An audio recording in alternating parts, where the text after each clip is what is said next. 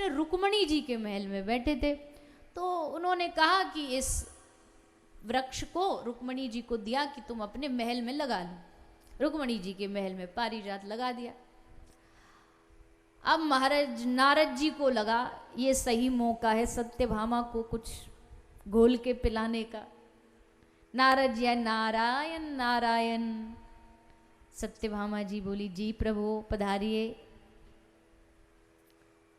नारद जी बोले देवी अगर देखा जाए तो सब रानियों में सबसे समृद्ध आप ही हो, सबसे सुंदर भी आप ही हो, पर फिर भी ये द्वारिकाधीश पता नहीं रुक्मणी जी से बड़ा प्रेम करते हैं, आपसे भी ज्यादा प्रेम उनसे करते हैं, जो होने के लिए करते रहते हैं। अब देखो ना कल इंद्र पारिजात दे करके गया था और रुक्मणी जी के महल में लगा दिया। अरे आपका महल भी तो एकदम एकदम सटा हुआ है रुक्मणी जी के महल से, आपके में भी तो लगा सकते थे, पर नहीं, प्रेम रुक्मणी से तो वहां लगा दिया।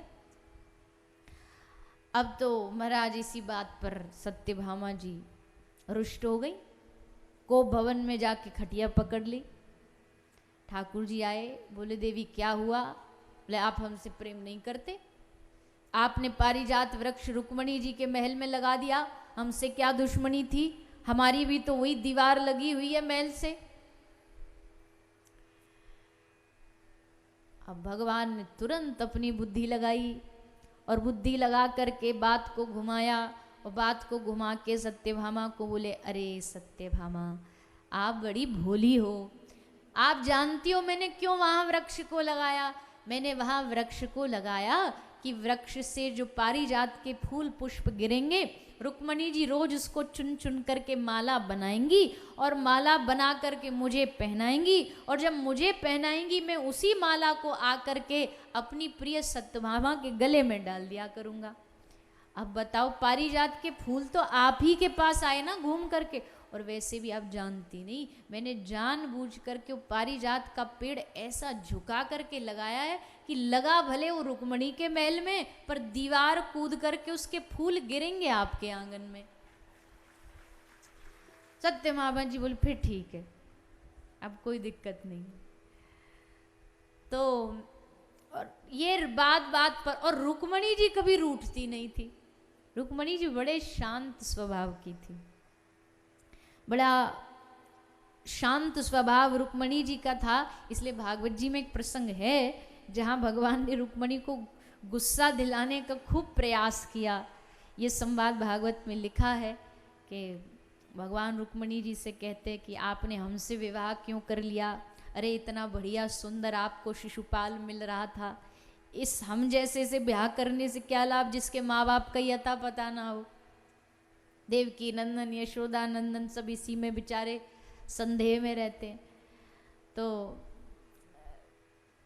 रुक्मणी जी ने फिर बड़ा सुंदर भाव व्यक्त किया है। तो ऐसा भी एक प्रसंग आगे है। तो सत्यभामा जी के साथ विवाह हुआ, मणि दे दी गई श्री कृष्ण को। द्वारिका के राजकोष में मणि आ गई और इस मणि के द्वारा रोज सेवा की जाती थी और राज्य में बहुत सारा धन आता था, सोना आता था।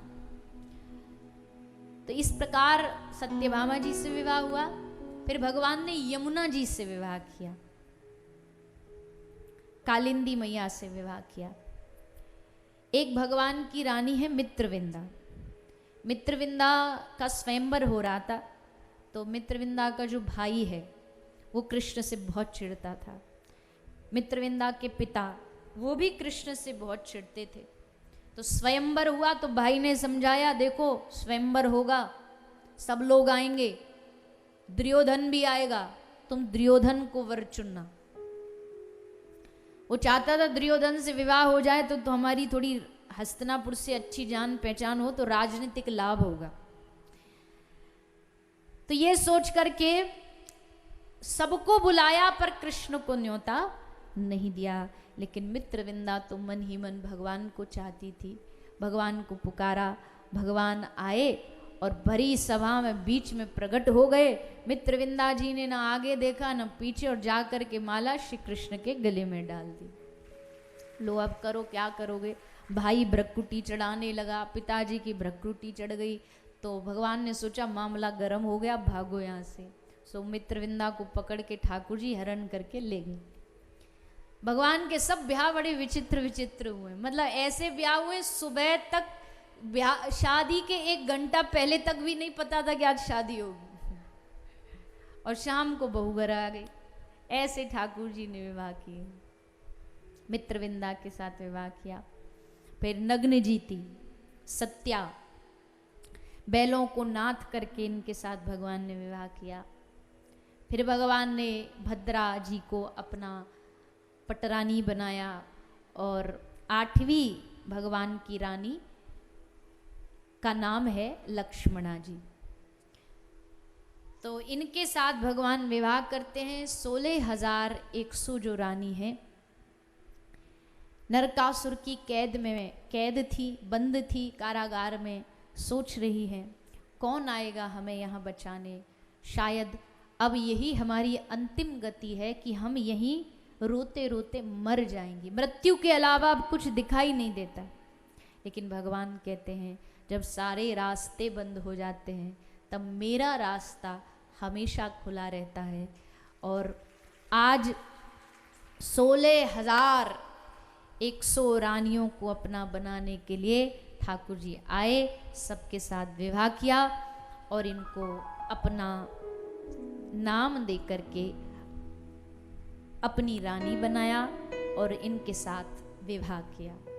तो ये भगवान की विवाह की कथा है, विवाहों के प्रसंग